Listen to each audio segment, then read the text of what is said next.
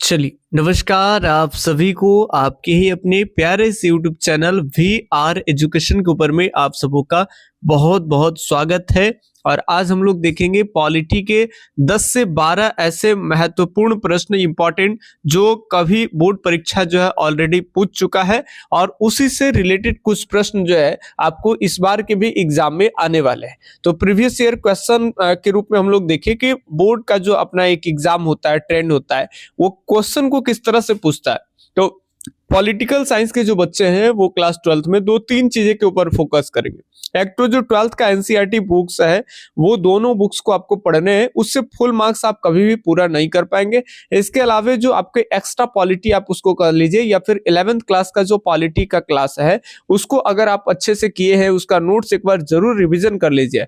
पंचायती राज है, चाहे आपका संसद के अंग हो, या फिर आपका संसद के अंग हो, या सरकार का अंग हो, या फिर विधान परिषद के बारे में है, तमाम ऐसे बहुत सारे टॉपिक है जहां से क्वेश्चन हूबहू देखने को मिलता है। और इसके अलावे में भी करंट टाइम में क्या सिचुएशन चल रहा है इंटरनेशनल लेवल पे, वहां से भी क्वेश्चन बनते हैं। अगर आपको भरोसा ना हो तो देखिए, आपको प्रश्न की प्रवृत्ति समझा देते हैं। ये 2024 का एग्जाम है, उससे पहले जो है आपका रसिया और यूक्रेन के बीच में लड़ाई थी, वहां से करंट टाइम में क्वेश्चन पूछा गया। देखिए, यूक्रेन पर रूस द्वारा आक्रमण करने का मुख्य कारण क्या था। आप बताएंगे कि जब रसिया के द्वारा, रूस के द्वारा यूक्रेन पर आक्रमण किया गया तो उसके पीछे का मुख्य कारण क्या है। क्या यूक्रेन के तेल का संसाधन, या फिर यूरोप के साथ में संबंध बनाना, या क्रीमिया को जिताना, या फिर यूक्रेन को नाटो की सदस्यता को रोकना। तो इसमें मुख्य कारण की अगर हम बात कर लेंगे तो ऐसे तो इसमें बहुत सारे लोग बहुत कारण मानते हैं, लेकिन इसमें मेन जो रीजन होगा वो होगा कि यूक्रेन को नाटो की सदस्यता को रोकना। ठीक है, अगले प्रश्न की प्रवृत्ति के ऊपर में देखेंगे। प्रश्न देखिए किस तरह का ट्रेंड चल रहा है। जो आपका बुक्स है वो बुक्स में से बहुत कम दायरा यहाँ पे लिए जाते हैं। इसके अलावा जो एक्स्ट्रा 11th क्लास का जो पॉलिटी है उससे ज्यादा क्वेश्चन लिए जाते हैं, और प्लस में कुछ जो क्वेश्चन है वो करंट से भी लिए जाएंगे कि वर्ल्ड में किस तरह का करंट सिचुएशन क्या चल रहा है, कहाँ पे कौन किस सम्मेलन का बैठक होने वाला है, वहां से भी प्रश्न आएंगे। निम्न में से कौन सा देश रूस पर अंतरराष्ट्रीय प्रतिबंधों का लगातार विरोध कर रहा था। दरअसल जो है रसिया जो है वो आपके यूक्रेन पे आक्रमण किए थे, तो उसमें बहुत तरह के रूस के ऊपर में प्रतिबंध लगाए गए हैं। तो उस प्रतिबंधों को हटाने के लिए लगातार कौन विरोध कर रहा है, तो इसमें बहुत सारे देश है जो विरोध कर रहा है। इसमें से अगर पहले स्थान की अगर बात कर लेंगे तो चीन हो जाएगा, तो 16 का बी ऑप्शन सही है। अगले सवाल की तरफ अगर बात करेंगे तो अगला नेक्स्ट क्वेश्चन है यहाँ पे कि राज्यसभा के कितने सदस्यों को राष्ट्रपति मनोनीत करते हैं। तो राज्यसभा की सीटों में ऐसे कहा जाता है कि 250 250 के आसपास में सीटें हो सकती है, बट अभी जो सीटें हैं राज्यसभा के, ये भी याद रखें आप, यहां से भी सवाल आएंगे। 245 याद रखेंगे, 245 कुल अभी राज्यसभा की सीटें हैं। ठीक है, और इसमें से अगर बात कर लेंगे तो 12 जो मेंबर्स होते हैं राज्यसभा के अंदर में, देखिए हम लोकसभा की बातें नहीं करें, लोकसभा के तो सारे के सारे मेंबर जनता के द्वारा चुन करके आते हैं। ठीक है, तो जैसे आप जानते होंगे कि जो आपके संसद होते हैं वो संसद के 3 अंग होते हैं। यहां से प्रश्न आएंगे कि संसद के कितने अंग होते हैं, निम्न में से कौन अंग है कौन नहीं है, तो 3 अंग होते हैं। एक आप पढ़ते हो कि लोकसभा होता है, एक आप पढ़ते हैं कि राज्यसभा होता है, और एक जो आपके राष्ट्रपति होते हैं, महामहिम सर्वो। ठीक है, तो ये याद रखेंगे, लोकसभा, राज्यसभा और राष्ट्रपति। लोकसभा की सबसे ज्यादा सीटें यूपी में मिलते हैं, कुल 80 है। ठीक है, बिहार में याद रखेंगे लोकसभा की 40 सीटें हैं, ये भी आपको ध्यान में रखें, यूपी के आधा 50%। ठीक, राज्यसभा की बात कर लेंगे तो 245 वर्तमान में कुल सीटें हैं, इसमें से 12 जो है वो ये मनोनीत करते हैं वो राष्ट्रपति के द्वारा। तो ये बिल्कुल ये ऑप्शन यहाँ पे सही है। अगले सवाल की तरफ अगर देखें तो अगला सवाल है, इंपॉर्टेंट है कि बताने आपको कि निम्न में से किस देश में G20 शिखर सम्मेलन 2023 का आयोजन किया गया था।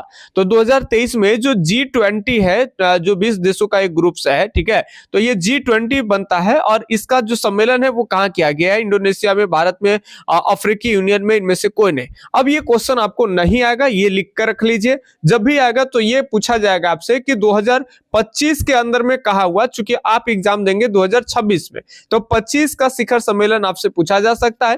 तो आप पहले इसका आंसर दे दे। 2023 का जो हुआ वो भारत के नई दिल्ली में हुआ, और 2025 की अगर हम बात कर लेंगे तो 2025 का जो G20 का जो शिखर सम्मेलन हुआ वो आपके जोहान्सबर्ग में हुआ है। याद रखेंगे, जोहान्सबर्ग में हुआ है। और ये जोहान्सबर्ग कहां पड़ता है? तो ये साउथ अफ्रीका में पड़ता है, दक्षिण अफ्रीका में। ठीक है, चलिए ये पढ़े होंगे आप लोग। अगले सवाल की तरफ देखेंगे, ये बातें याद रखेंगे कि 2025 में G20 का शिखर सम्मेलन कहां हुआ है? तो ये आपके कहां हुआ है? साउथ अफ्रीका में। और एक फेमस जगह की बात कर लेंगे तो वह है जोहान्सबर्ग। ठीक, चलिए अगला सवाल है, एक व्यक्ति एक वोट का सिद्धांत संबंधित है राजनीतिक समानता से, या फिर सामाजिक समानता से, आर्थिक समानता से, या कानूनी समानता से?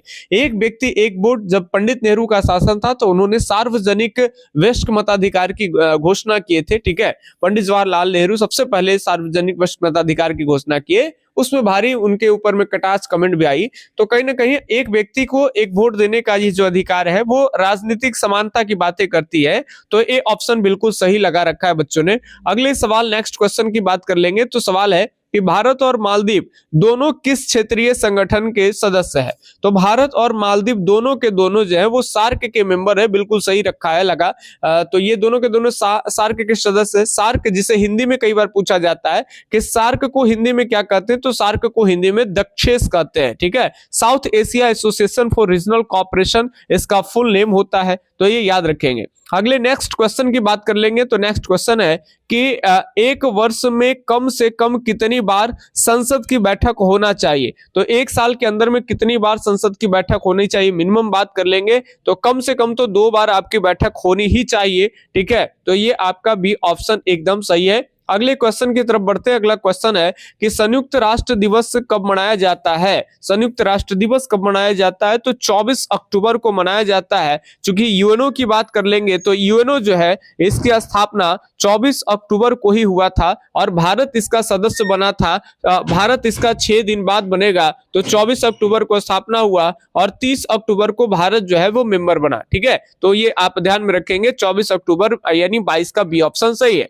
अगले सवाल की तरफ बढ़ते हैं तो अगला सवाल इंपॉर्टेंट सवाल है, बहुत इंपॉर्टेंट सवाल है। 23 नंबर, निम्नलिखित में से किस वाद में उच्चतम न्यायालय ने संविधान के मूल ढांचे का सिद्धांत प्रतिपादित किया था? तो ये आपके जो है बताने हैं कि उच्चतम न्यायालय के द्वारा, यानी उच्चतम मतलब सुप्रीम कोर्ट की बातें चल रही है, संविधान के मूल ढांचे का सिद्धांत प्रतिपादित के संबंध में ये प्रश्न पूछा जा रहा है। तो ये आपका हो जाएगा बी ऑप्शन, केशवानंद भारती का जो बात था वो 1973 में ये आया था। ठीक है, तो इसके ऊपर में चर्चा की गई। ठीक है, चलिए तो 23 का बी ऑप्शन यहां सही हो जाएगा।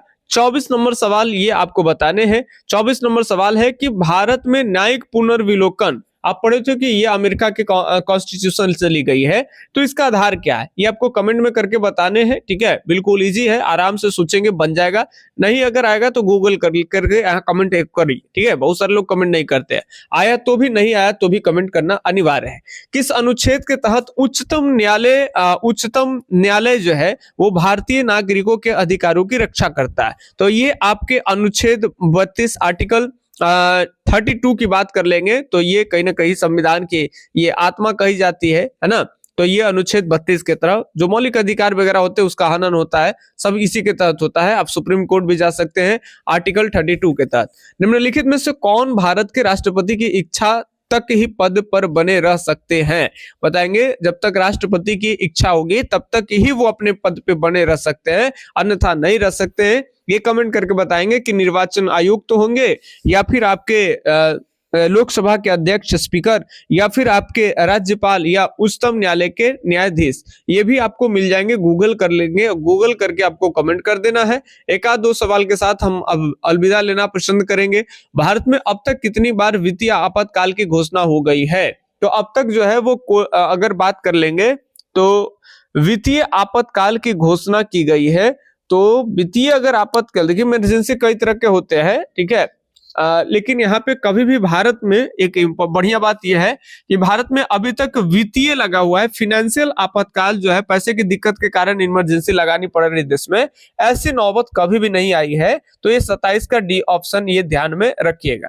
ऐसे आपसे अलग अलग इमरजेंसी से प्रश्न पूछा जा सकता है, बिहार में कितनी बार लगा है, और अंतिम में कितने बार लास्ट टाइम पे किस वर्ष लगा है, ये सारे सवाल आपको पढ़ने होते हैं।